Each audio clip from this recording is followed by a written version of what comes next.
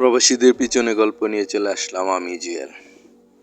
প্রবাসীর শতকরা ৮০% প্রবাসী জানে প্লাস্টিকের বাটিতে দুপুরে খাবারের কথা। ভাইটি কি করতেছে? দুপুরে খাবার খাচ্ছে। কি দিয়ে খাচ্ছে? কাঁচামরিচ, পেঁয়াজ। হয়তোবা ভাইটির দুপুরের তরকারিটা নষ্ট হয়ে গেছে। ৪-৫ ঘন্টা তরকারি প্লাস্টিকের বাটিতে থাকার পর নষ্ট হয়ে যাবে এটাই সম্ভব। মনে হয় ভাইটি সময়ের ২-৩ মিনিট আগেই বসে গেছিল খাবারের জন্য। তাই জিজ্ঞেস করতেছে ফোরম্যানে, কিরে ভাই তোর সময় হয়েছে খাবারের? তাই বলতে গিয়ে হাত থেকে ভাতটা পড়ে গেল। তাও যেটুকু পারতাছে সে ভালো দিকটা সেটাই নিয়ে খাচ্ছে। প্রবাসীরাই জানে ভাই ৪-৫ ঘন্টা পরিশ্রম করার পর দুপুরে খাবারটা কতটুকু গুরুত্বপূর্ণ হয়ে থাকে।